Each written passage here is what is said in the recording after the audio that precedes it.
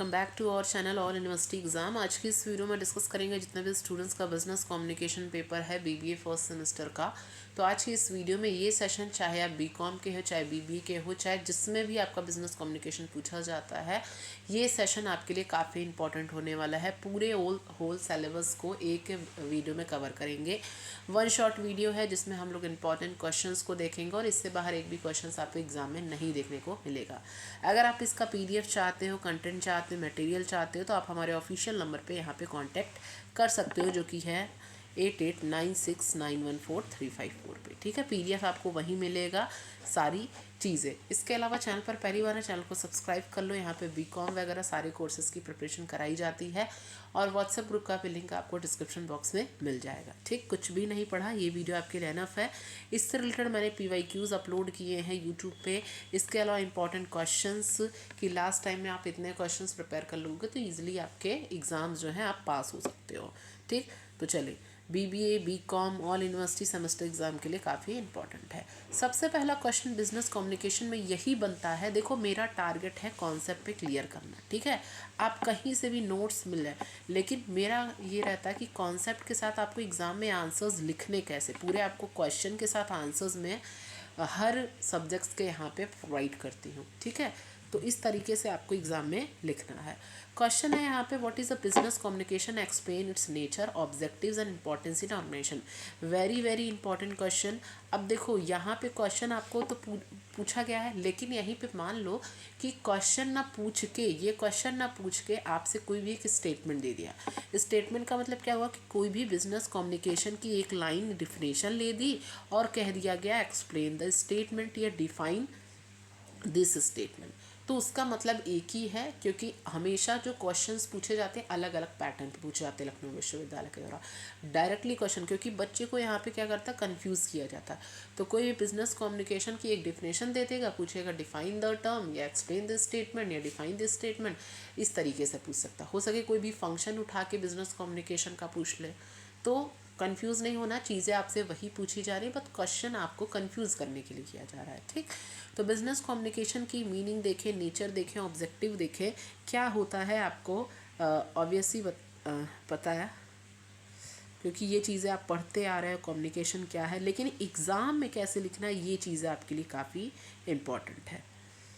एक सेकेंड, हाँ, व्यावसायिक संचार क्या है, इसकी प्रकृति, उद्देश्य, संगठन और इसके महत्व को समझाइए। हिंदी इंग्लिश मैंने दोनों यहाँ पे लिया हुआ है, तो आप इस सब चीज़ों को यहाँ पे कवर कर, एग्ज़ाम में लिखना कैसे यही आपको यहाँ पे प्रिपेयर करना है। ठीक है, हाँ, पीडीएफ आपको मिल जाएगा। चलिए, मीनिंग देख लेते हैं भाई, क्या होता है बिजनेस कम्युनिकेशन। पढ़ते आ रहे हो आप, बिजनेस कम्युनिकेशन है क्या।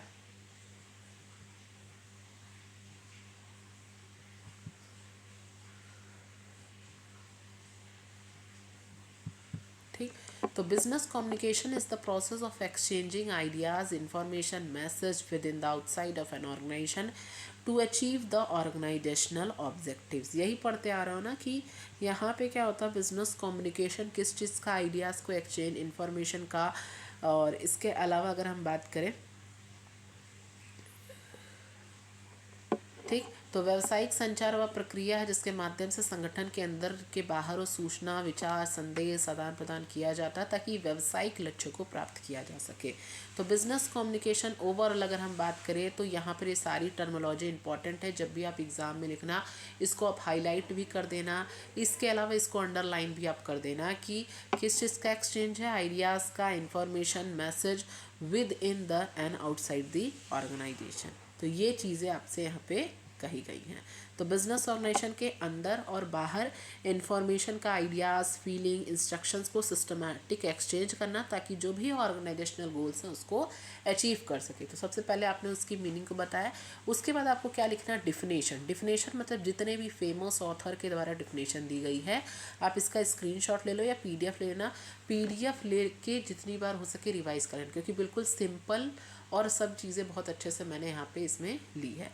तो अगर हम यहाँ पे बात करें तो अकॉर्डिंग टू न्यूमैन एंड सिमर, तो जितनी भी डिफिनेशन दी हैं उसको ज़रूर याद रखना। मिनिमम आपको 3 डिफिनेशन अपने एग्ज़ाम में लिखनी है, 3 परिभाषाएं, क्योंकि वही लिखोगे तो आपको अच्छे मार्क्स मिलेंगे। ठीक है। Communication is an exchange of facts, ideas, opinions या emotions bye 2 or more person.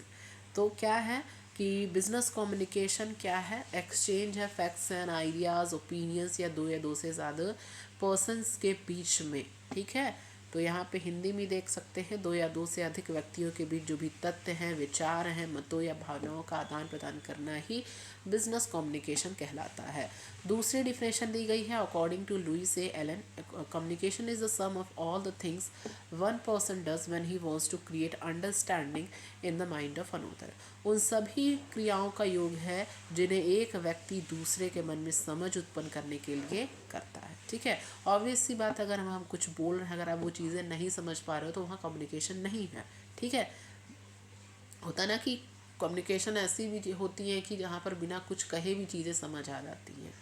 तो ये अकॉर्डिंग टू W.H. न्यूमैन के द्वारा कहा गया है। ये सब फेमस ऑथर हैं, ये सब डिफिनेशन आप ज़रूर लिखिएगा, फेमस ऑथर का नाम याद रखिएगा, न्यूमैन के द्वारा। Communication is the exchange of ideas, facts, opinions या इमोशन बिटवीन 2 या 2 से ज़्यादा पर्सन्स के बीच में जो भी यहाँ पे विचार, तथ्य जो भी होते हैं उसका आदान प्रदान ही करना क्या कहलाता है? कम्युनिकेशन कहलाता है। क्रूज एंड ओडोनल के द्वारा क्या कहा गया है? ये भी काफ़ी इंपॉर्टेंट है कि communication is the means by which information is pass from one person, एक पर्सन से दूसरे पर्सन तक जब इंफॉर्मेशन पास होता है और रिसीवर समझता है, तो यहाँ पे क्रूज एंड डोनल के द्वारा कहा गया कि वो कम्युनिकेशन है, जिसके द्वारा सूचना एक व्यक्ति से दूसरे तक पहुँचती है और प्राप्तकर्ता द्वारा समझी जाती है, तभी वो कम्युनिकेशन है। अगर हम कुछ बोल रहे हैं या आप कुछ बोल रहे हैं, अगर हम ना समझ पाएँ तो वहाँ पे कम्युनिकेशन नहीं है। ठीक है। जैसे कि मैं बोलती हूँ ना कि वीडियो आपके लिए हेल्पफुल होगा तो वीडियो को लाइक कर देना और अपना कमेंट देना। तो आप कमेंट के माध्यम से अपना फीडबैक या रिस्पांस देते हो, तभी तो हम समझते हैं कि हाँ, बच्चों को ये सेशन अच्छा लगा या आपने जो भी रिस्पांस दिया। तो अमेरिकन मैनेजमेंट एसोसिएशन के द्वारा भी यहाँ कहा गया कि communication is an any behaviour that results in exchange of meeting. ये अर्थ का आदान प्रदान होता है, कोई भी व्यवहार है। तो ये भी चीज़ें यहाँ पे की गई हैं। 6-7 डिफिनेशन मैंने ले ली है। ठीक। जो भी एक इजी लाइन में लग रहा है ना, जो भी शॉर्ट लग रहा है, उसको आप एग्ज़ाम में लिख लेना। ठीक। C.G. ब्राउन के द्वारा भी कहा गया कि communication is the process of transmitting the ideas, information, facts and feelings. एक पर्सन से दूसरे तक पहुंचाया जाता है, मतलब ओवरऑल वही चीज़ें बात यहाँ पे की गई हैं। नेक्स्ट आता है यहाँ पर, अगर हम नेचर की बात करें, नेचर ऑफ बिजनेस कम्युनिकेशन की, तो ये सब आपको एग्ज़ाम में लिखना है।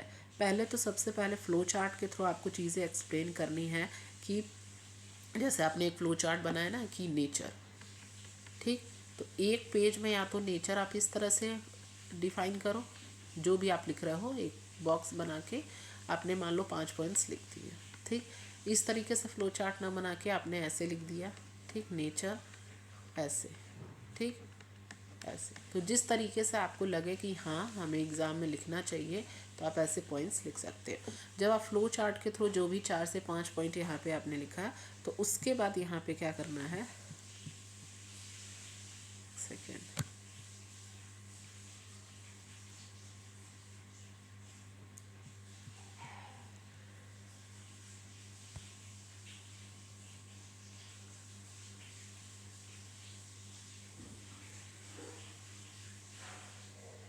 चलिए नेक्स्ट आता है।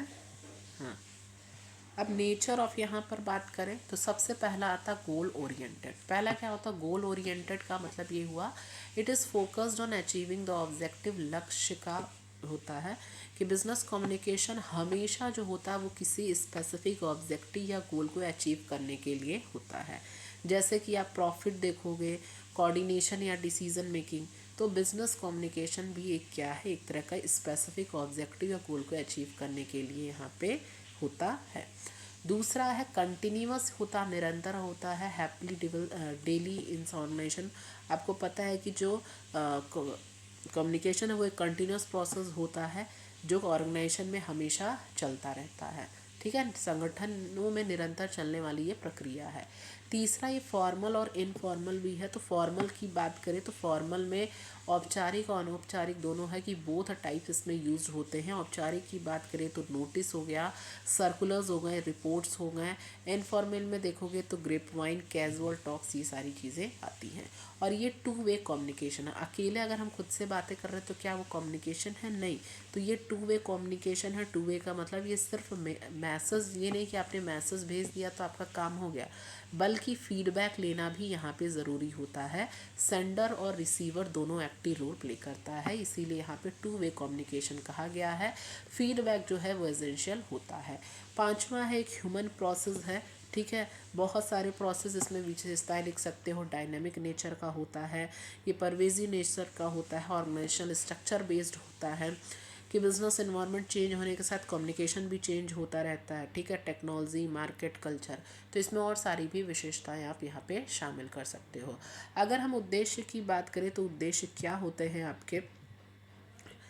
उद्देश्य क्या होते हैं? तो इसके उद्देश्य अगर बिजनेस कम्युनिकेशन की बात करें टू कन्वे इन्फॉर्मेशन, तो यहाँ पर बिजनेस कम्युनिकेशन का मतलब ये होता है कि जितनी भी इंफॉर्मेशन, चाहे वो अंदर और बाहर की इंफॉर्मेशन, आइडिया, फीलिंग, इंस्ट्रक्शंस को एक सिस्टमेटिक एक्सचेंज करना, ताकि जो भी गोल्स है उसको हम अचीव कर सके। ठीक है, तो नेचर हम लोगों ने समझ लिया। अब आ जाते हैं हम लोग यहाँ पे ऑब्जेक्टिव्स ऑफ कम्युनिकेशन पे। तो ऑब्जेक्टिव्स ऑफ कम्युनिकेशन का मतलब होता है कम्युनिकेशन जो भी हम कर रहे हैं, ऑब्वियस सी बात है उसका मेन पर्पस है कि ऑर्गेनाइजेशनल के जो फंक्शंस हैं वो स्मूथली काम कर सके। ठीक है, कोई भी चीज़ है तो वो किसी एक पर्पज़ या किसी एम या किसी ऑब्जेक्टिव्स के लिए है, तो ये सारी चीज़ें उस ऑब्जेक्टिव्स में शामिल होती हैं। पहला है कन्वे इन्फॉर्मेशन, मतलब सूचना पहुंचाना, मतलब एक पर्सन से दूसरे पर्सन तक क्या है यहाँ पे इंफॉर्मेशन का कन्वे करना। टू कोऑर्डिनेट एक्टिविटीज़, गतिविधियों का समान। एंड थर्ड है टू मोटिवेट एम्प्लॉय। इसके अलावा बाकी जो ऑब्जेक्टिव्स हैं इसमें इंक्लूड कर सकते हैं। To aid decision making, to control operation. ठीक है, इसके अलावा जो भी ऑब्जेक्टिव्स हैं आप 5 से 6 7 पॉइंट यहाँ पे आप इंक्लूड कर सकते हैं। ठीक, तो इसमें आ जाता है कि जो इन्फॉर्मेशन जो होता है सबसे ज़्यादा ये प्राइमरी इन्फॉर्मेशन होता है। अगर हम बात करें तो ये सबसे पहला होता है प्राइमरी इन्फॉर्मेशन। एक्टिविटीज़ इसमें शामिल होती हैं। एक्टिविटीज़ जैसे सेंडर, रिसीवर, अब कोई चैनल होता है कि जिस माध्यम से कम्युनिकेशन हो रहा है, और सेंडर, इनकोडर, डिकोडिंग, ये सारी चीज़। अब इसके प्रोसेस में हम लोग देखेंगे। और लास्ट होता फीडबैक, या अगर हम रिस्पॉन्स की बात करें तो इसमें ये सारी विधियां यहाँ पे चलती हैं। डिसीज़न मेकिंग के लिए होता है। ठीक, तो ये इसमें आ जाती हैं। ठीक, पांचों पॉइंट्स।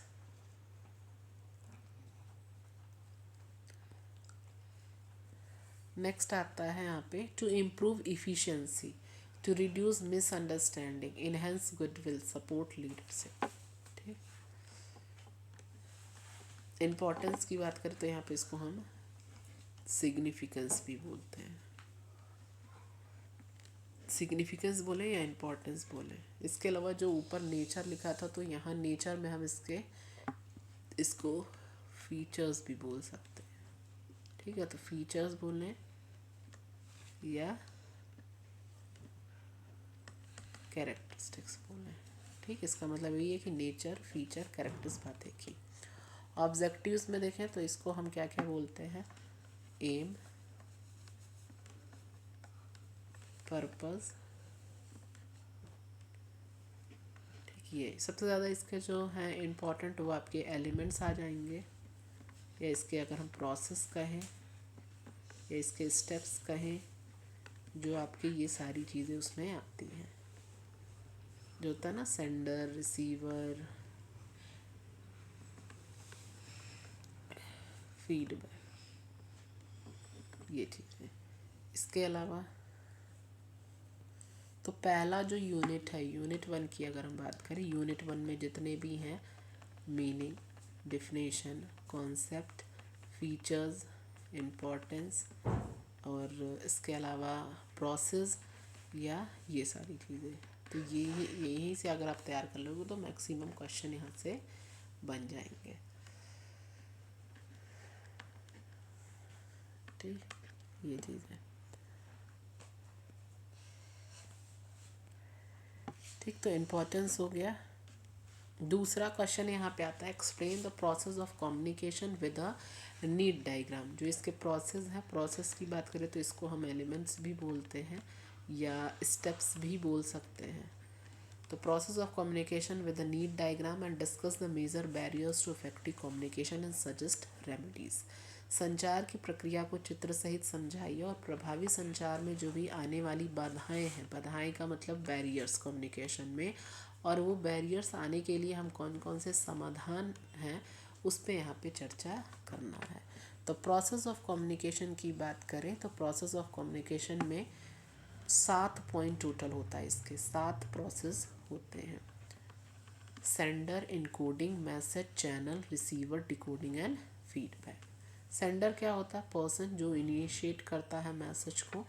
इनकोडिंग मतलब जो भी आप बोल रहे हो लिख के सिंबल, वो किस चैनल से, तो ये चीज़ें। Message, information to be communicated, और चैनल, मीडियम ऑफ कम्युनिकेशन की बात करें या तो आप कॉल पे या लेटर पे या ईमेल के थ्रू हो रहा है। रिसीवर जो मैसेज को रिसीव करता और डिकोडिंग यहाँ पे मैसेज को समझना, और लास्ट होता है रिस्पॉन्स। ठीक, तो ये पूरा एक प्रोसेस होता है। अच्छा, एक बार मैं यहाँ पे आपके ऑब्जेक्टिव्स को, पॉइंट्स को अच्छे से एक्सप्लेन कर देती हूँ। नहीं समझाया मैंने शायद सिर्फ पॉइंट्स को, तो काफ़ी बच्चों को डाउट होगा। तो जो हमने ऑब्जेक्टिव्स पढ़ा, तो पहला होता है इन्फॉर्मेशन, कि कम्युनिकेशन का जो प्राइमरी ऑब्जेक्टिव होता है इन्फॉर्मेशन प्रोवाइड करना, कि जैसे अगर जो भी रूल्स हैं, जो भी पॉलिसीज़ हैं, प्लान्स हैं, प्रोसीजर। दूसरा है एक्टिविटीज़ को करना। एक्टिविटीज़ को तो मैंने आपको ऑलरेडी बताया, तो मोटिवेट एम्प्लॉयज़ को इंकरेज करना ताकि वो बेस्ट इन्फॉर्मेशन दे सके। तो मोटिवेट एम्प्लॉय, तो मोटिवेट एम्प्लॉय का मतलब एम्प्लॉयज़ को इंकरेज कर सके कि बेस्ट परफॉर्मेंस दे। इसके अलावा डिसीज़न मेकिंग, ठीक है, डिसीज़न मेकिंग यहाँ पे, और टू कंट्रोल ऑपरेशंस। इसके अलावा आप मोटिवेट, कोऑर्डिनेट, कंट्रोल, ये सारी चीज़ें यहाँ पे इसमें आ सकती हैं। कि जो भी कंट्रोल ऑपरेशन का मतलब जितने भी ऑर्गेनाइजेशनल एक्टिविटीज़ हैं कंट्रोल करने के लिए, जो भी इंस्ट्रक्शंस, रूल्स और फीडबैक का यूज़ यहाँ पे होता है। ठीक, एलिमेंट्स को अच्छे से समझ लेते हैं यहाँ पर, क्योंकि एलिमेंट्स काफ़ी इम्पॉर्टेंट है। सेंडर वो हुआ जो मैसेज को इनिशिएट करता है। ठीक है, इनकोडिंग का मतलब यहाँ पर हुआ जब हम आइडियाज़ को वर्ड्स या सिंबल्स में कन्वर्ट करते हैं। मैसेज का मतलब जो एक्चुअल इन्फॉर्मेशन यहाँ पे है। चैनल जिस माध्यम से हम मैसेज को भेज रहे हैं, चाहे वो ईमेल हो, कॉल हो, लेटर हो। रिसीवर मैसेज रिसीव करता है। डिकोडिंग मैसेज को समझना, और फीडबैक होता है रिस्पॉन्स। इसको आप विद द फ्लो चार्ट समझिएगा, क्योंकि यहाँ पे इम्पोर्टेंट है। तो सबसे पहले सेंडर ऐसे बना लेना, पूरा लिखना आप सेंडर, फिर इनकोडिंग, क्योंकि यहाँ पे आपको, फिर मैसेज, फिर चैनल, मतलब पूरा एक फ्लो चार्ट में ही आपको यहाँ पे प्रिपेयर करना है। ठीक, मैं बना भी देती हूँ ताकि आपको दिक्कत ना हो यहाँ पे।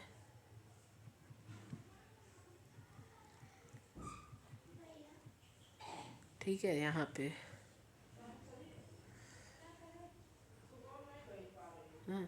ऐसे इसका एक पूरा है, तो मैं यहाँ पे बना दे रही हूँ ताकि जितनी भी चीज़ें हैं। तो सबसे पहले यहाँ पे सेंडर, स्क्रीनशॉट लेना, फिर इनकोडिंग,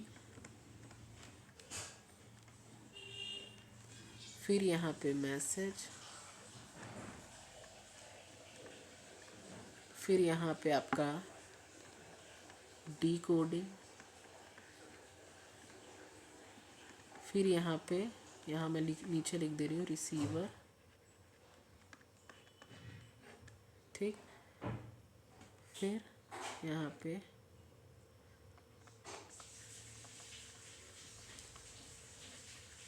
ये मतलब सामने रहेगा। ठीक है, और फिर यहाँ से ये जो रिसीवर, ये होता फीडबैक।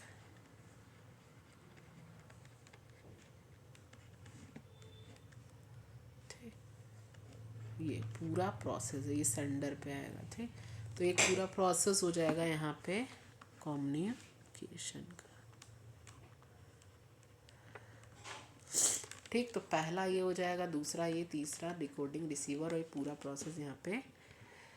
नेक्स्ट आते हैं यहाँ पे। अब इसमें नीड डायग्राम देखो, यहाँ मैंने बताया कि अगर आप इसको बनाओगे तो ऐसे बनेगा। Sender, encoding, message, channel, receiver, decoding, feedback और सेंटर। अब बैरियर्स ऑफ कम्युनिकेशन की बात करें तो क्या क्या बैरियर्स आते हैं उसको देख लेते हैं। बैरियर्स में आपसे ज़्यादा यहाँ पे क्वेश्चन पूछे, इसके पॉइंट्स आपको बस याद रखने हैं। बैरियर्स ऑफ कम्युनिकेशन की बात करें तो संचार में बाधाएं, physical barrier, psychological, semantic, organization. इसमें से कोई भी एक इंडिविजुअल उठा के आपसे एग्ज़ाम में पूछा जाता है कि बिजनेस कम्युनिकेशन में जो भी बैरियर्स होते हैं। तो बैरियर की अगर हम बात करें, एक सेकेंड,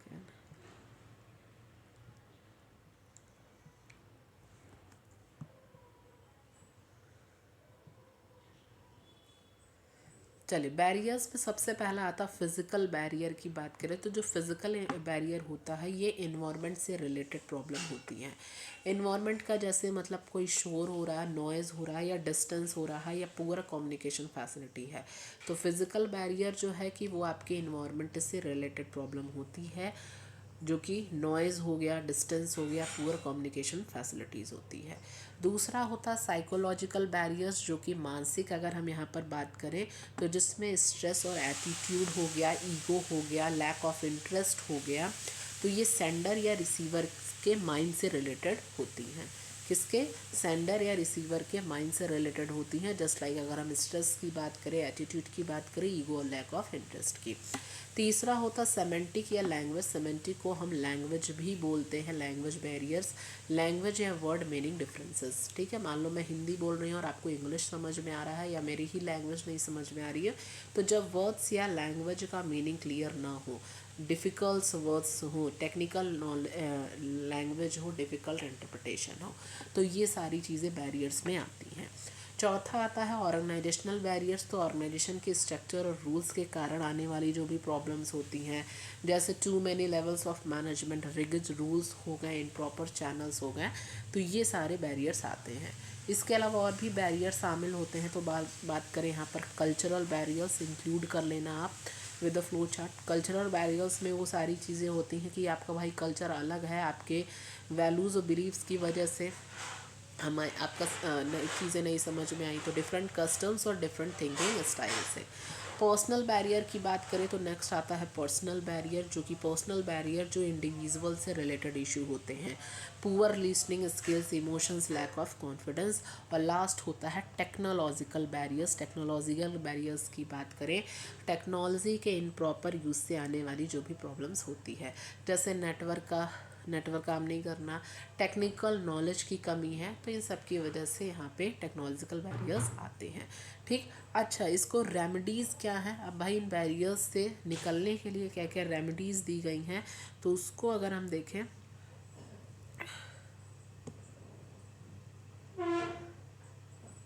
तो रेमेडीज़ के लिए पहला होता है use simple and clear language. सरल भाषा का प्रयोग करना चाहिए। तो यहाँ पर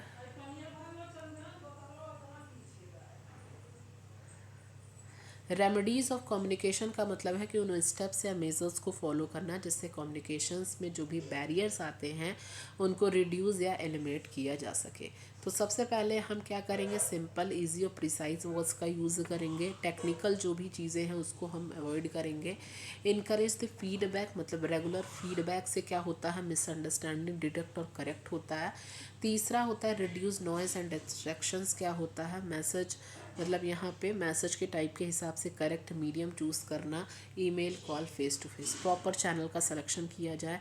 इसके अलावा बहुत सारी इसमें चीज़ें रेमेडीज़ में आ जाती हैं। फिज़िकल बैरियर्स को रिड्यूस करना, ठीक है, ट्रेनिंग एंड डेवलपमेंट, तो ये सारी चीज़ें आती हैं। थर्ड क्वेश्चन है यहाँ पर, what are the characteristics and principle of effective organizational communication. Organizational communication की क्या विशेषता है और उसके क्या सिद्धांत है उसको और ज़्यादा प्रभावी बनाने के लिए। तो प्रभावी संज्ञानात्मक संचार की विशेषताओं एवं यहाँ पर आपको बताना है। तो इफेक्टिव अगर हम यहाँ पर ऑर्गेनाइजेशनल इफेक्टिव्स, तो इसमें आपको सिर्फ पॉइंट्स याद रखो, बाकी की चीज़ें एक दूसरे से इंक्लूड करके भी आप यहाँ पे एग्ज़ाम में लिख सकते हो। तो इफेक्टिव ऑर्गेनाइजेशनल अगर हम कम्युनिकेशन की बात करें तो सबसे पहले इसकी मीनिंग को समझ लेते हैं कि organizational communication is effective. Organizational communication तभी इफेक्टिव है। Effective organizational is the process of exchanging information, ideas हो गया, मैसेज क्लियर हो, कंसाइज हो, पर्पजनल मैनर में हो, ताकि हम ऑर्गेनाइजेशनल ऑब्जेक्टिव्स को यहाँ पे कवर कर सकें। अगर यहाँ पर बात करें कि ऑर्गेनाइजेशनल कम्युनिकेशन तभी इफेक्टिव है जब मैसेज जो है, when the message is send by the sender is clearly understood, properly interpreted and acted by the receiver. जब तक क्या है, जब हम मैसेज सेंड कर रहे हैं सेंडर, वो समझ में आना चाहिए, सिंपल हो, इसके अलावा प्रॉपरली इंटरप्रेटेड हो, तभी वो इंफॉर्मेशन, आइडियाज़ और मैसेज को क्लियरली क्या कर सके, कंसाइजली यहाँ पे शेयर करना, ताकि ऑर्गेनाइजेशन की गोल्स को अचीव। अच्छा, विशेषताएं क्या क्या आती हैं अगर हम बात करें तो कैरेक्टरिस्टिक्स होती हैं विशेषताएं। प्रभावी संज्ञानात्मक संप्रेषण की परिभाषाएं क्या होती हैं। विशेषताएं ये होती हैं कि वो उसकी पहली विषय वो इफेक्टिव तभी है जब वो क्लियर है, क्लैरिटी इफेक्टिवनेस है। तो आप पॉइंट्स लिख लेना, पॉइंट्स को एक एक लाइन में बस एक्सप्लेन करना है। तो effective communication should be clear and easy to understand, the message must be free from ambiguity, confusion and conflict. जो संदेश सरल, स्पष्ट और भ्रम रहित होना चाहिए, ताकि जो प्राप्तकर्ता वो आसानी से समझ सके। तो सबसे पहली विशेषता यह है कि जो मैसेज है वो क्लियरली समझ आना चाहिए। अगर हम कुछ और बोल रहे हैं तो आपको ना समझ में आए तो वहाँ पे वो चीज़ें कम्युनिकेशन नहीं है। तो क्लियर होना चाहिए, सबसे पहली बात तो ये है। दूसरा है कंप्लीटनेस, यहाँ पर होना चाहिए। कंप्लीटनेस की बात करें पूरी तरीके से, यहाँ पे communication must be complete in all respects. It should contain all necessary facts, features, figures and information required by the receivers। ठीक है, ये कंप्लीट होना चाहिए। सभी रिस्पेक्ट की बात करें, इसमें आपकी नेसेसरी फैक्ट्स होने चाहिए, इन्फॉर्मेशन होने चाहिए। ठीक है, तो कंप्लीट यहाँ पे होने चाहिए। तीसरा है एक्यूरेसी का मतलब यह शुद्ध सहीपन। Effective communication should be accurate and error free. वो क्या होना चाहिए, जो भी जानकारी है वो सही होना चाहिए, गलत नहीं होना चाहिए।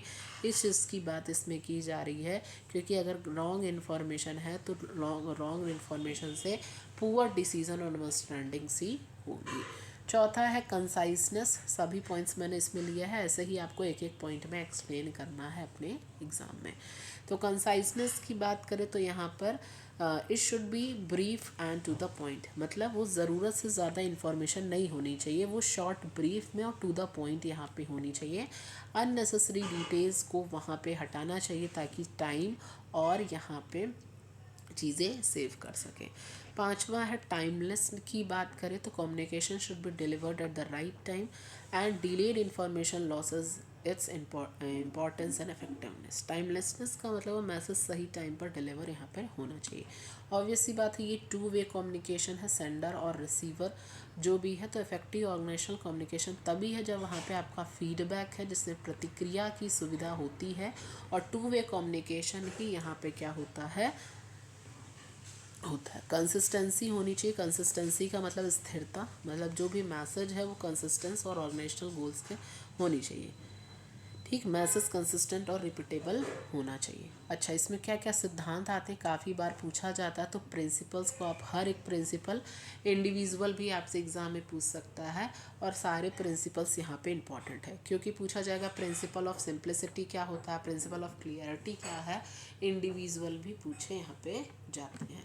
तो प्रिंसिपल्स की बात करें इफेक्टिव ऑर्गेनाइजेशनल कम्युनिकेशन को बनाने के लिए, सबसे पहला होता है सिद्धांत प्रिंसिपल ऑफ क्लियरिटी। क्लियरिटी मैंने बताया है कि the purpose and content of the message should be clearly defined before communication. संप्रेषण से पहले जो भी संदेश का उद्देश्य है वो विषय स्पष्ट होना चाहिए। तो सेंडर को समझना चाहिए कि रिसीवर का बैकग्राउंड नॉलेज और इंटरेस्ट क्या है। तो सबसे पहले तो क्या होना चाहिए, क्लियरिटी होनी चाहिए, क्लियर पर्पस होना चाहिए। हर मैसेज का एक क्लियर पर्पस होना चाहिए। सिंप्लिसिटी की बात करें तो ये सिंप्लिसिटी सिद्धांत क्या कहता है, सेकंड प्रिंसिपल, कि सिंपल और कॉमनली अंडरस्टूड वर्ड्स हमें बोलना चाहिए ताकि हम उसको समझ में आए।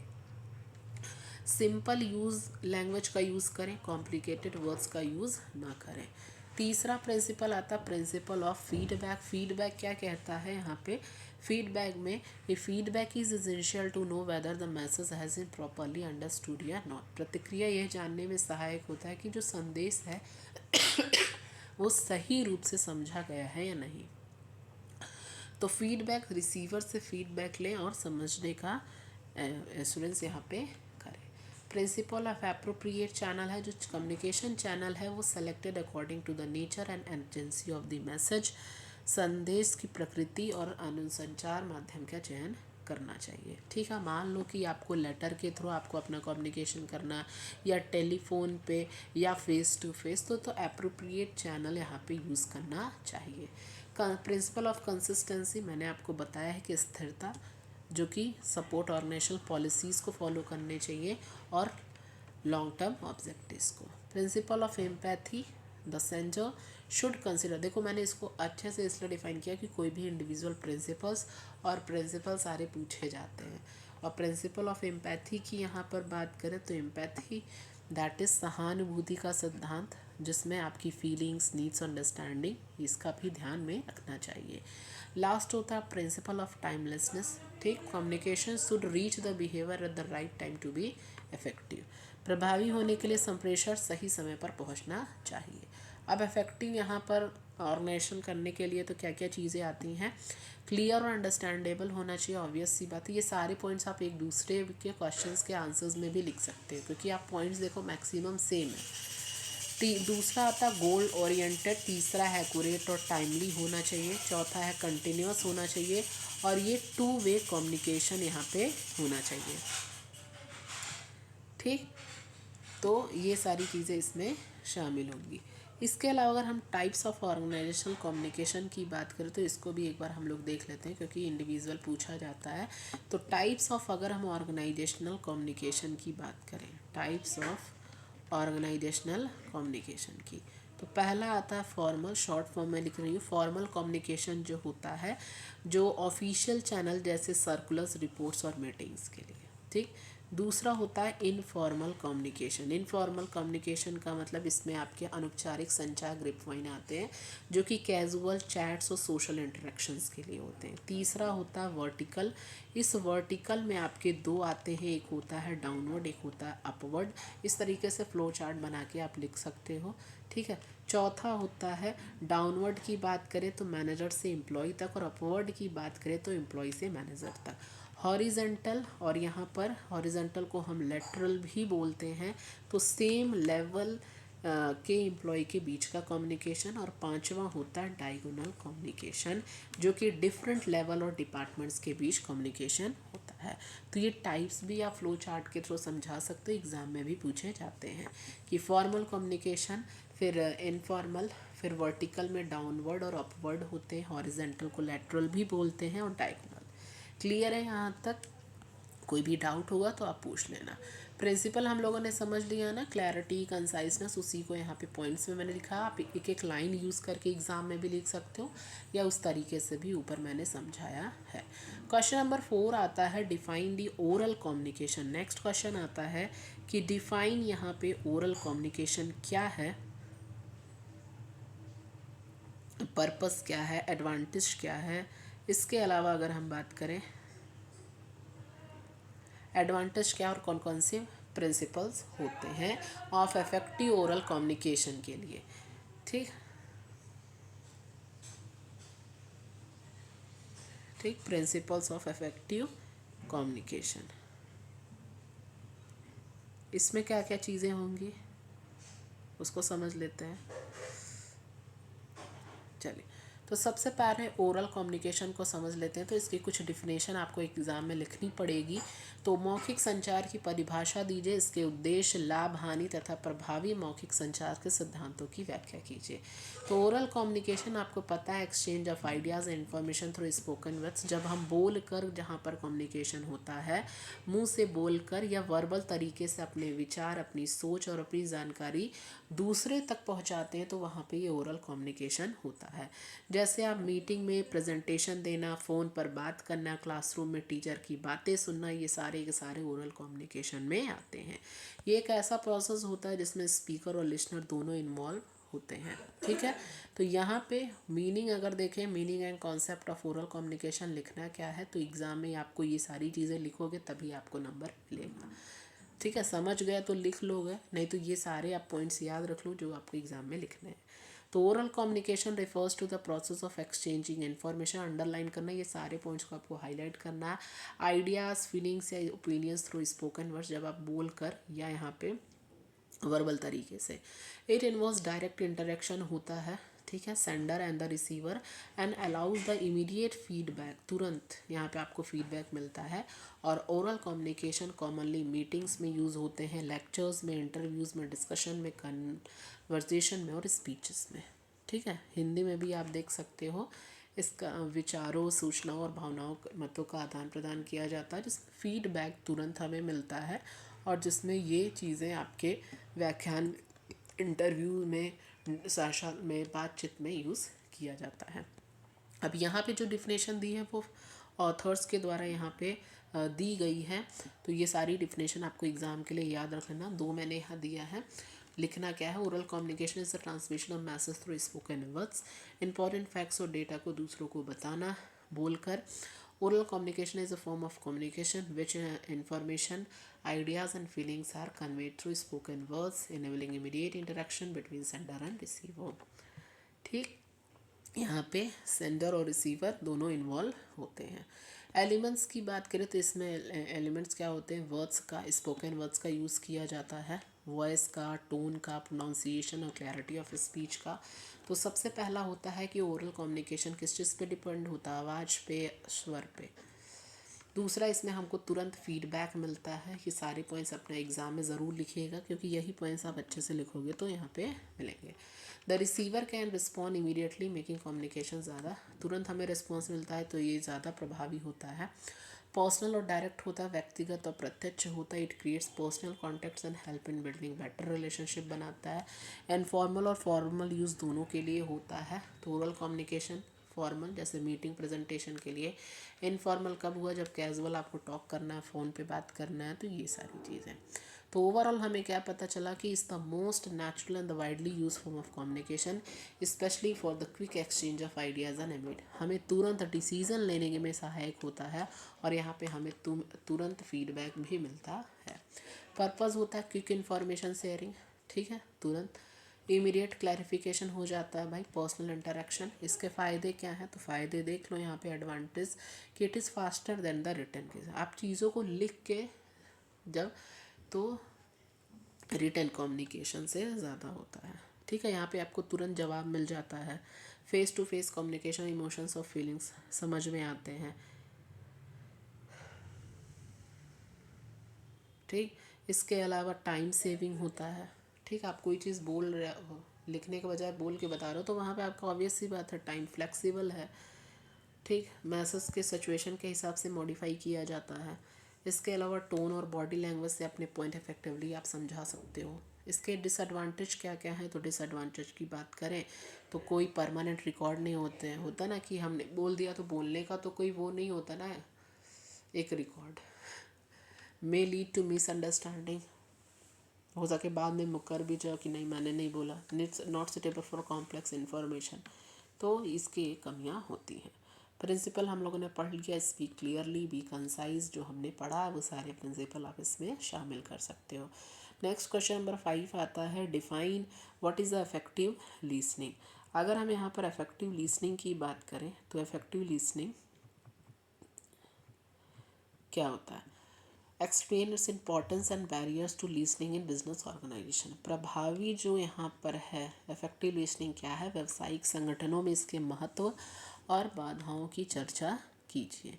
तो डिफिनेशन की बात करें, जो इफेक्टिव लिसनिंग है, is the ability to listen carefully, understand and respond appropriately. तो ये जिसमें व्यक्ति ध्यान से सुनता है, समझता और उचित प्रक्रिया देता है। तो इफ़ेक्टिव लिसनिंग यहाँ का मतलब है ध्यान से, समझदारी से और एक्टिवली दूसरों की बात सुनना और समझना। सिर्फ सुनना ही काफ़ी नहीं, बल्कि उसको समझना और रिस्पॉन्ड भी यहाँ पे ज़रूरी है। जैसे कि एग्ज़ाम्पल में यहाँ पे एक टीचर, मान लो टीचर है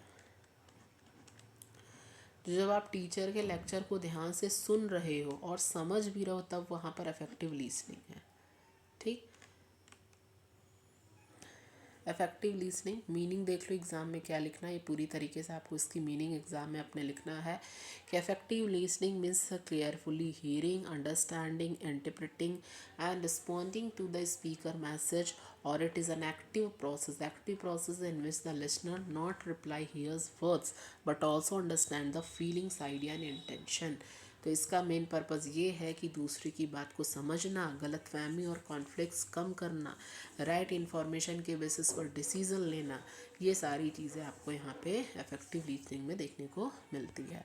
अब यहाँ पे डिफिनेशन दी गई हैं जो आपको अपने एग्ज़ाम में लिखना है। तो एग्ज़ाम में क्या क्या चीज़ें लिखनी है, ये सब चीज़ें आप अपने एग्ज़ाम में लिख सकते हो और लिखना भी है बिकॉज यही लिखने पे ही आपको मार्क्स मिलने वाले हैं। ठीक है, आप समझ गए हो और समझने के अलावा लिखना कैसे है।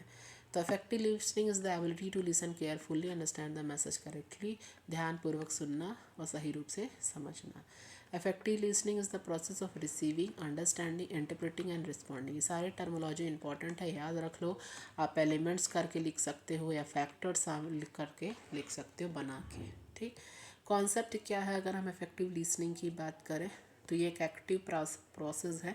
मैंने एक्टिव प्रोसेस यहाँ पे क्या कहा कि इफेक्टिव लिसनिंग क्या है, सुनते वक्त माइंड आपका फुल्ली प्रेजेंट हो, ये नहीं कि आपका दिमाग यहाँ है कहीं, सॉरी दिमाग कहीं और है। तो यहाँ पे एक्टिव प्रोसेस होना चाहिए, फुल अटेंशन होना चाहिए, कंसंट्रेशन होना चाहिए, इंटरेस्ट होना चाहिए स्पीकर के मैसेज में। दूसरा अंडरस्टैंडिंग मीनिंग, कि जो भी सामने वाला बंदा कह रहा है आपको उसकी चीज़ें क्या होनी चाहिए, उसके इमोशंस और इंटेंशंस को समझना चाहिए, भावनाओं और उद्देश्य को समझने का प्रयास करता है। फीडबैक एंड रिस्पॉन्स यहाँ पे बात करें तो यहाँ पे सुनने के बाद क्वेश्चंस या रिस्पॉन्स देना। तो इफेक्टिव लिसनिंग वो तभी है जब वहाँ पे प्रॉपर फीडबैक है, चाहे वो वर्बल हो चाहे नॉन वर्बल रिस्पॉन्स हो। अवॉइड डिस्ट्रैक्शन, एक गुड लिसनर में फिजिकल और मेंटल डिस्ट्रैक्शंस हटाया जाता है, सिर्फ वो मैसेज पे फोकस किया जाता है। Role in communication, effective listening improve understanding, reduce misunderstanding and strengthens. तो ये सारी चीज़ें इसमें एलिमेंट शामिल होती हैं। इम्पॉर्टेंस इसके क्या है, तो इम्पॉर्टेंस में अगर हम बात करें तो यही है कि ये बेटर रिलेशनशिप्स, बेहतर संबंध बनाता है, दूसरे की बात को एक्यूरेटली समझना, रिड्यूस कॉन्फ्लिक्ट मतलब गलतफहमी और कॉन्फ्लिक्ट्स को कम करना, इम्प्रूव डिसीजन मेकिंग, निर्णय लेने में सहायक होता है। अगर बात करें तो राइट इन्फॉर्मेशन के बेसिस पर डिसीजन लेना और इनहेंस अंडरस्टैंडिंग। ठीक है, नए आइडियाज़ और इन्फॉर्मेशन को क्या करना, गेन करना। बैरियर्स ये होता है लैक ऑफ इंटेंशन, अगर आप अटेंशन नहीं रहोगे, अटेंशन नहीं दिए तो फिर हम वहाँ पे सुन ही नहीं पाए तो समझने की दूर की बात है। Prejudice and assumptions, noise and distraction poor, तो ये सारी बाधाएं आती हैं इफेक्टिव लिसनिंग में। हो सके शोर शराब की वजह से हम यहाँ पर नहीं सुन पाए, हो सके यहाँ पे काफ़ी ज़्यादा आप जो बोल रहे हो आपकी चीज़ें नहीं समझ में आए, तो ये सारे इसमें बैरियर्स आते हैं। क्वेश्चन नंबर 7 आता है explain the non verbal communication की बात करें, और नॉन वर्बल कम्युनिकेशन काफ़ी ज़्यादा इम्पॉर्टेंट है। क्यों इम्पॉर्टेंट है उसके लिए भी मैं यहाँ पे बता दे रही हूँ, क्योंकि नॉन वर्बल कम्युनिकेशन के जितने टाइप्स होते हैं ना वहाँ से क्वेश्चन बनते हैं। तो ये वेरी वेरी वेरी इम्पॉर्टेंट लिखा लेना, क्योंकि जितने इसके टाइप्स होते हैं इंडिविजुअल पूछे जाते हैं। बॉडी लैंग्वेज क्या रोल प्ले करता है, गेस्चर क्या होता है, ये सारी चीज़ें। तो नॉन वर्बल कम्युनिकेशन अशाब्दिक संचार क्या है, जहाँ हम शब्दों का यूज़ नहीं करते हैं। एक discuss its roles and types in business communication. Definition में देखें जो आपको एग्जाम में लिखना है कि non verbal communication is the process of conveying the message without word, जहाँ हम शब्दों का उपयोग नहीं करते हैं, using gestures, expression, body language and symbol. ठीक है, आप इस पे देखोगे बहुत सारे बॉलीवुड्स में सॉन्ग्स हैं।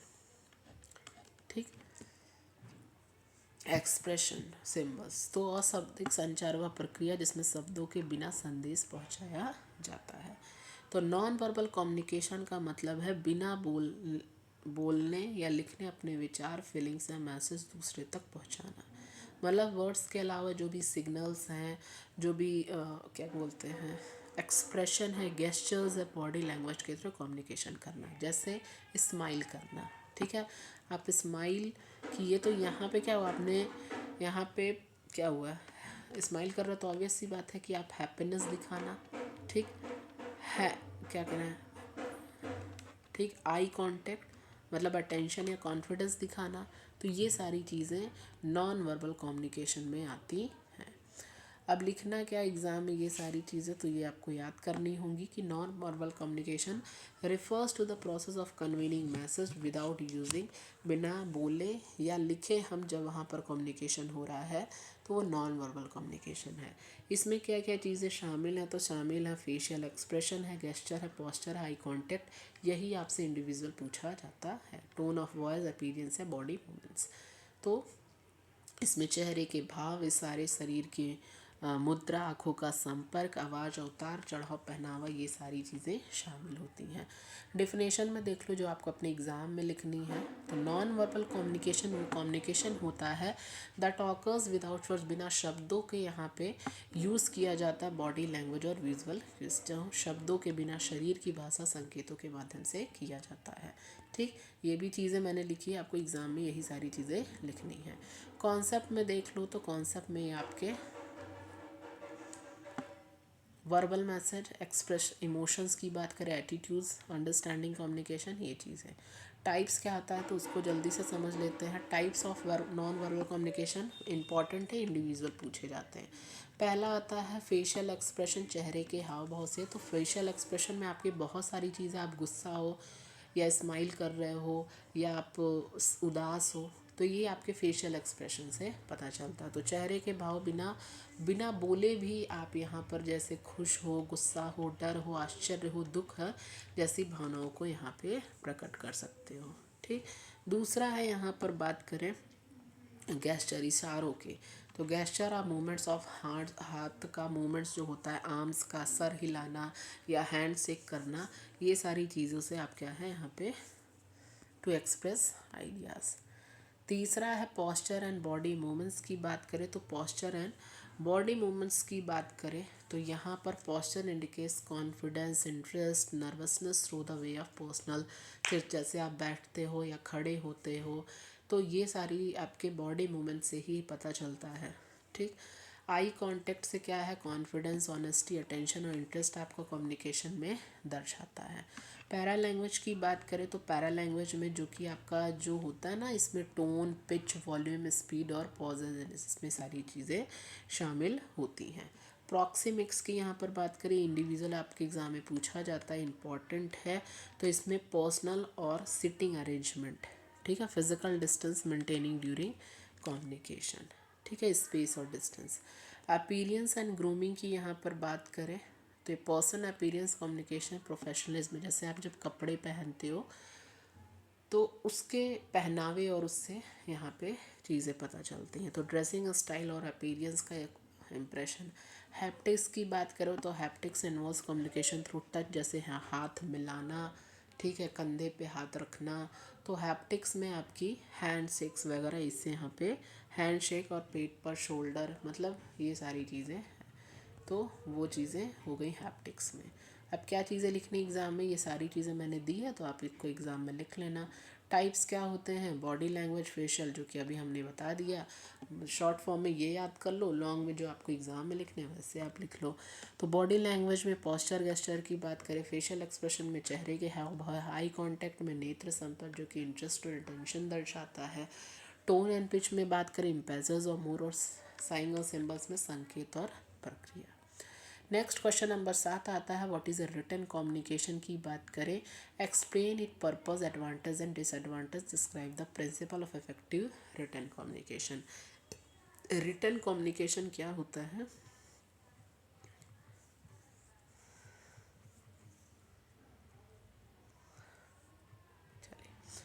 रिटर्न कम्युनिकेशन क्या है, लिखित संचार क्या है, इसके उद्देश्य क्या है, लाभ हानि प्रभाव लिखित संचार के सिद्धांतों की व्याख्या कीजिए।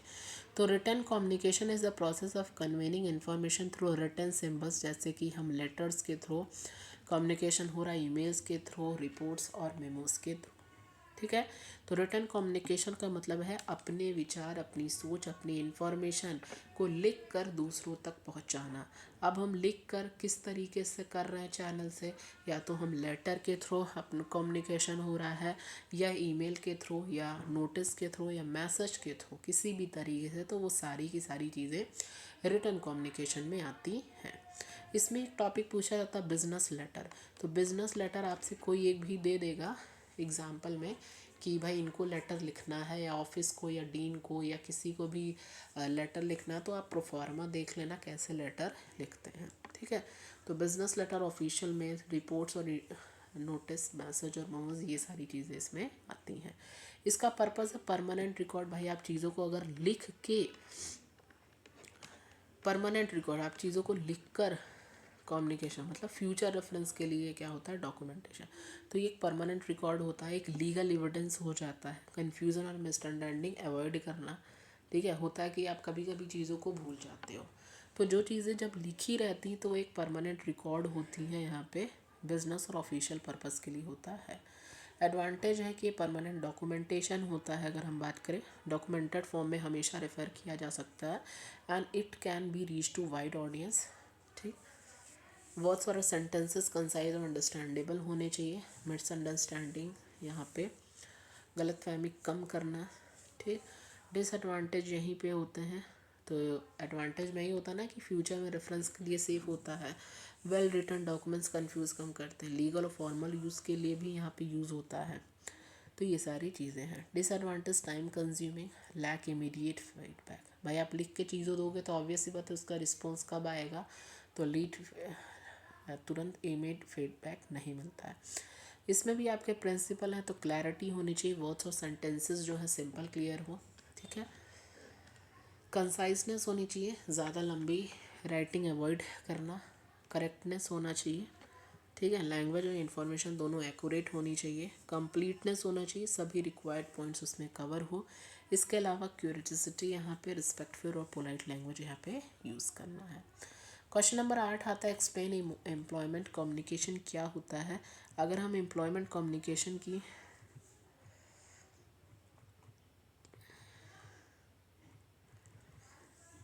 एम्प्लॉयमेंट कम्युनिकेशन क्या है, describe the format and essential of application letter and resume. ये पूछा जाता है, वेरी इंपॉर्टेंट। कोई भी एप्लीकेशन लिखकर लेटर लिखना प्रिंसिपल्स को, या ऑफिस को, या कंप्लेन लेटर लिखना है, और रिज्यूम ये क्या होता है, तो ये आपको फॉर्मेट तैयार करना है। तो रोजगार संचार क्या है। इसके अलावा यहाँ पर बात करें आवेदन पत्र और जो बायोडाटा है उसका आपको फॉर्मेट बताना है। तो एम्प्लॉयमेंट कम्युनिकेशन इन्वॉल्व्स, डिफिनेशन देख लेते हैं। Communication related to the job application, आप जॉब के लिए एप्लीकेशन लिखते हो, या आपको इंटरव्यू देना है, या प्रोफेशनल कॉरेस्पॉन्डेंस के लिए, तो ये सबसे रिलेटेड एम्प्लॉयमेंट कम्युनिकेशन होता है। तो एम्प्लॉयमेंट कम्युनिकेशन का मतलब होता है वर्क प्लेस में अपनी वर्क प्लेस में अपनी क्या बोलते हैं, अपनी बात दूसरे एम्प्लॉई, मैनेजर या स्टेक होल्डर्स तक इफेक्टिवली पहुंचाना। मतलब job related information, instructions, feedback और प्रोफेशनल डिस्कशन को कम्युनिकेट करना। जैसे जॉब इंटरव्यू के लिए में कम्युनिकेशन, ऑफिशियल मेल और रिपोर्ट्स के लिए, टीम मीटिंग्स के लिए, ये सारी चीज़ें। अब यहाँ पर पर्पस एप्लीकेशन लेटर का देखें तो आवेदन पत्र का क्या फॉर्मेट होना चाहिए। सबसे पहले तो सेंडर का एड्रेस, प्रेषक का पता होना चाहिए, उसमें आपको डेट, तारीख, रिसीवर का एड्रेस, फिर सेलिब्रेशन, बॉडी, क्लोजिंग, सिग्नेचर। तो ये सारे एप्लीकेशन लेटर में ये चीज़ें होती हैं। ठीक। इसमें आपके एम्प्लॉयमेंट कम्युनिकेशन में आप इसकी विशेषताएं, प्रिंसिपल्स और एडवांटेज, वो सारी चीज़ें आप इसमें भी इंक्लूड कर सकते हो कि ये वर्बल होता है, रिटन होता है, नॉन वर्बल भी होता है। तो एम्प्लॉयमेंट कम्युनिकेशन के टाइप्स क्या होते हैं, ये वर्बल कम्युनिकेशन भी होते हैं, ये आपके रिटन कम्युनिकेशन भी होते हैं, ये आपके नॉन वर्बल भी होते हैं, ये आपके फॉर्मल भी होते हैं, इनफॉर्मल। तो ये सारे इसमें होते हैं। ठीक है। क्योंकि इसमें meetings, presentation, body language, emails, ये सारी चीज़ें शामिल होती हैं। एसेंशियल होता है ये क्योंकि ये क्लियर ऑब्जेक्टिव होता है, रेलेवेंट इन्फॉर्मेशन एंड पोलाइटनेस। अच्छा, रिज्यूम आप लिखते हो, सभी बच्चे ने रिज्यूम तो कभी ना कभी लिखा ही होगा, जिसमें आपके पर्सनल डिटेल्स और educational qualifications, work experience, skills और अचीवमेंट शामिल होती हैं। क्वेश्चन नंबर 9 आता है what is a business meeting, explain the, या बिजनेस लेटर भी आपसे पूछ सकता है। तो 9th आता है question what is a business meeting. इसके अलावा बात करें explain the procedure of conducting a meeting and discuss agenda notice and minutes. ये जो है ना छोटे छोटे टर्म, एजेंडा क्या होता है, नोटिस क्या होता है, मिनट्स ऑफ मीटिंग क्या होता है, वेरी इंपॉर्टेंट है, वेरी वेरी इंपॉर्टेंट। इसकी मीनिंग को समझ लेते हैं कि बिजनेस मीटिंग सबसे पहले तो होता क्या है उसको समझ लेते हैं, उसके बाद चीज़ें समझेंगे। तो व्यावसायिक बैठक क्या है? बैठक संचालन की प्रक्रिया को समझाइए और एजेंडा, सूचना और मिनट्स पर चर्चा कीजिए। तो डिफिनेशन देखेंगे तो business meeting is a gathering of 2 or more people to discuss and decide on organizational matters. व्यावसायिक बैठक या दो अधिक लोगों का संगठनात्मक मामलों पर चर्चा करना और निर्णय लेना। भाई बिजनेस मीटिंग का मतलब होता है 2 या 2 से ज़्यादा लोग एक साथ मिलकर बिजनेस से रिलेटेड जितनी भी इंफॉर्मेशन होती है, ठीक है, मतलब बिजनेस से रिलेटेड जो भी टॉपिक्स हैं डिस्कस करना, डिसीज़न लेना, यानी कि ऑर्गेनाइजेशन के ऑब्जेक्टिव्स और प्रॉब्लम्स को सॉल्व करने के लिए जो भी लिए जाते हैं, ठीक। जैसे टीम मीटिंग करना प्रोजेक्ट प्लानिंग के लिए, बोर्ड मीटिंग करना डिसीज़न लेने के लिए, सेल्स रिव्यू मीटिंग करना, तो ये सारे बिजनेस मीटिंग। इसका पर्पज़ यही होता है, ठीक। इसमें पर्पज़ में आप इंक्लूड कर सकते हो कि इन्फॉर्मेशन को शेयर करना। अभी हम लोगों ने ऊपर जो कम्युनिकेशन के पढ़े हैं ना फीचर्स, वो इसमें आप पर्पज़ यूज कर सकते हैं। इन्फॉर्मेशन शेयर करना, डिसीज़न, बिजनेस मीटिंग क्यों कर रहे हैं? डिसीज़न लेने के लिए। तीसरा है प्रॉब्लम को सॉल्व करने के लिए। तो ये सारे पॉइंट्स मैं यहाँ लिख दे रही हूँ ताकि पहला पॉइंट्स आप लिख लो इन्फॉर्मेशन शेयरिंग, दूसरा शॉर्ट फॉर्म में लिख रही हूँ डिसीज़न मेकिंग, तीसरा है प्रॉब्लम को सॉल्व करने के लिए, चौथा है प्लानिंग कोऑर्डिनेशन के लिए, फीडबैक और रिवोल्यूशन करने के लिए, ठीक। प्रोसीजर होता है कि prepare agenda, send notice, conduct meeting. अब भाई बिजनेस मीटिंग करने के लिए सारे प्रोसीजर या स्टेप्स फॉलो करने पड़ते हैं। टाइप्स होते हैं बिजनेस मीटिंग के, फॉर्मल मीटिंग भी होती है, इनफॉर्मल मीटिंग भी होती है, इंटरनल मीटिंग भी होती है, एक्सटर्नल कमिटी मीटिंग, ठीक। अब आते हैं, ये 3 टर्मिनोलॉजी आपको देखने को मिली है। एक होता है एजेंडा, और इसमें काफ़ी बच्चे परेशान रहते हैं, हमें पता नहीं है, मुझे नहीं समझ में आता। इसको अच्छे से समझ लेते हैं।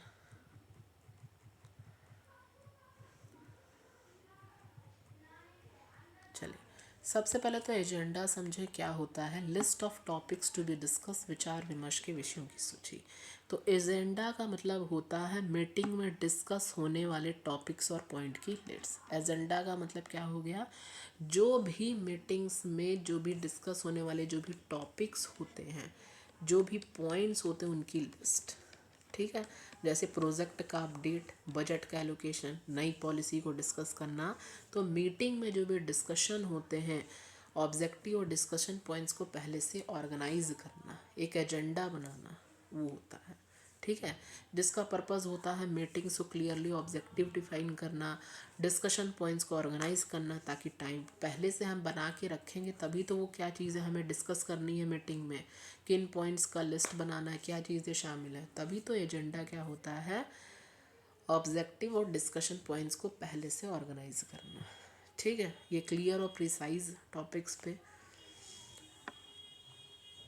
मीटिंग के बारे में, ठीक है। जैसे कि टीम मीटिंग मान लो कि 20 जनवरी को 11 बजे है, तो कॉन्फ्रेंस रूम में, तो ये सारी चीज़ें। दूसरा होता है नोटिस की बात करें, सॉरी नोटिस का यहाँ पर information about the time, date and venue. अभी हमने बताया कि जैसे कि कोई भी है 19 जनवरी को मीटिंग है, 11 बजे है, कॉन्फ्रेंस रूम में है, तो पार्टिसिपेंट्स को मीटिंग की डेट, टाइम और वेन्यू बताना, अटेंडेंस इंश्योर करना, मीटिंग्स को एजेंडा के बारे में पहले इन्फॉर्म करना, ये चीज़ें होती हैं। मिनट्स ऑफ मीटिंग की बात करें तो minutes of meeting written records होते हैं डिसीज़न के। तो मिनट्स ऑफ मीटिंग का मतलब होता है मीटिंग के डिसीजंस और डिसीजन का रिटन रिकॉर्ड। रिटन रिकॉर्ड जो होता है वही मिनट्स ऑफ मीटिंग होता है, यानी कि मीटिंग्स में क्या बात हुई, क्या डिसाइड हुआ और क्या फॉलो करना है, और सब लिखा होता है, तो उसे हम मिनट्स ऑफ मीटिंग बोलते हैं। जैसे हुआ कि प्रोजेक्ट लॉन्च डेट 15 फरवरी है, फाइनलाइज हो गई, नेक्स्ट जो मीटिंग है वो 25 को है, जैन को शेड्यूल हुई। तो मीटिंग का परमानेंट रिकॉर्ड मेंटेन करना, डिसीजन और रिस्पॉन्सिबिलिटी डॉक्यूमेंट करना, इसके अलावा फॉलो अप करना, ये सारी चीज़ें आती हैं। लास्ट क्वेश्चन देख लेते हैं। Explain corporate communication, discuss it scope, components and rule of social media, ICT and business educates in business corporate communication. तो 4 क्वेश्चन इसमें पूछा गया है कि बिजनेस एजुकेट्स इंडिविजुअल भी आपसे पूछा जाता है, इंपॉर्टेंट है। कॉर्पोरेट कम्युनिकेशन क्या होता है और आईसीटी, क्लियर। तो कॉर्पोरेट संचार की व्याख्या कीजिए, इसमें जो क्षेत्र हैं, घटक हैं, सोशल मीडिया, वो सारी चीज़ें आपको इसमें बतानी है। कॉर्पोरेट कम्युनिकेशन क्या होता है, तो सबसे पहले तो यही जान लें, उसको समझ लेते हैं फिर सब बाकी चीज़ें। तो corporate communication manage the flow of information within and outside an organization to maintain its image and achieve objective. Corporate जो संचार संगठन होता है वो अंदर और बाहर सूचना के प्रभाव को प्रबंधित करता है ताकि संगठन की छवि बनी रहे और लक्ष्य हासिल हो सके। तो कॉर्पोरेट कम्युनिकेशन का मतलब वो ऑर्गेनाइजेशन के इंटरनल एक्सटर्नल स्टेक होल्डर के साथ इंफॉर्मेशन और मैसेज को इफेक्टिव एक्सचेंज। ठीक है, तो कंपनी अपने गोल्स, अपनी पॉलिसीज़, अपने अपडेट्स और इमेज को कम्युनिकेट करता है। जैसे हम इंटरनल में देखें तो इंटरनल में जैसे ईमेल हो गए, न्यूज़ लेटर्स हो गए, मीटिंग्स हो गए। एक्सटर्नल में देखोगे तो आप जैसे प्रेस हो गया, press release, advertisement, social media updates, तो ये सारी चीज़ें। तो इसमें एक्सटर्नल इंटरनल ये सारी चीज़ें आती हैं। कंपनी की रेपुटेशन स्ट्रांग हो, एम्प्लॉयज़ और स्टेक होल्डर्स को इम्पोर्टेंट इन्फॉर्मेशन देना, ठीक है, एक्यूरेट और टाइमली इन्फॉर्मेशन प्रोवाइड करना। इसमें ये सारे फैक्टर्स आते हैं। 2 होते हैं, इसके टाइप्स भी याद रखिएगा, मैं यहाँ पे बता दे रही हूँ। टाइप्स 2 होते हैं, एक इंटरनल और एक एक्सटर्नल। इंटरनल ऑर्गेनाइजेशन के अंदर, ठीक, जैसे ईमेल, मेमोज, मीटिंग। एक्सटर्नल में तो देखें press release, advertisement, social media, investor reports, organization के आउटसाइड स्टेक होल्डर्स के बीच। ठीक, चलिए रोल ऑफ सोशल मीडिया क्या होता है, रैपिड कम्युनिकेशन, ये भी इंडिविजुअल पूछा जाता है।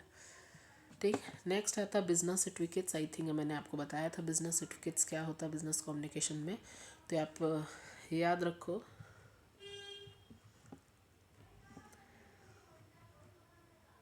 चलिए बिजनेस सर्टिफिकेट्स देख लेते हैं। तो बिजनेस सर्टिफिकेट्स इनका refers to the proper, polite and professional way of communicating with others in the workplace of through speaking, writing, listening, body language, emails, meetings and telephone conversation। तो business etiquettes का मतलब है professional environment में proper behaviour और manner. Etiquettes का मतलब यहाँ पर बात की जा रही है प्रॉपर इन्वायरमेंट और प्रॉपर बिहेवियर फॉलो करना। जैसे आप ऑफिस में, मीटिंग्स में, ईमेल्स और क्लाइंट्स के साथ रिस्पेक्टफुल और पोलाइट तरीके से बिहेव करना। जैसे ऑफिस में आपको पंचुअल रहना है, मीटिंग्स में आपको पोलाइटली बात करना है, ठीक है। तो ये चीज़ें इसमें बात की जाती हैं, मतलब कंपनी की और प्रोफेशनल रेपुटेशन स्ट्रॉन्ग करना। ठीक, डिफिनेशन मैंने यहाँ पे दी है जो आपको अपने एग्ज़ाम में लिखनी है कि बिजनेस सर्टिफिकेट्स जो बिजनेस कम्युनिकेशन होता है एक सेट ऑफ रूल्स और स्टैंडर्ड होता है जो पॉलिसी को या प्रोफेशनल कम्युनिकेशन को गाइड करता है। इसमें क्या चीज़ें शामिल होती हैं, it refers to the accepted norms और बिहेवियर जो क्लियर हो, जो रिस्पेक्ट, प्रोफेशनलिज्म हो सारे फॉर्म ऑफ बिजनेस इंटरेक्शन में। ठीक, कॉन्सेप्ट मैंने बताया कि रिस्पेक्टफुल आपको बोलने का, सुनने का, क्लियर हो जो भी आप कम्युनिकेशन कर रहे हो, बॉडी लैंग्वेज और टोन होना चाहिए। ठीक, तो ये सारी चीज़ें आपकी बिजनेस सर्टिफिकेट्स में शामिल होती हैं, polite, effective and professional exchange of information. तो ये पूरे टॉप 10 हमने यहाँ पर क्वेश्चंस को कवर किया है। इसके टाइप्स भी देख लेना बिजनेस सर्टिफिकेट्स के। पर्सनल सर्टिफिकेट्स होते हैं, वर्क प्लेस, ठीक, मीटिंग होता है और कम्युनिकेशन। पर्सनल में भाई पंक्चुअलिटी, समय पर आना है, समय पर जाना है, ड्रेसिंग स्टाइल आपकी, ये सारी चीज़ें। तो ये टॉप 10 इंपॉर्टेंट क्वेश्चंस थे। इससे बाहर भी क्वेश्चन पूरी तरीके से इसको आप अच्छे से पढ़ लेना। कोई भी डाउट हो तो कमेंट सेक्शन में पूछ लेना। और वीडियो आपके लिए हेल्पफुल होगा तो वीडियो को एक लाइक ज़रूर कर दीजिएगा, अपना फीडबैक दे दीजिएगा टाइम निकाल के। इसके अलावा जितना हो सके शेयर कर दीजिएगा।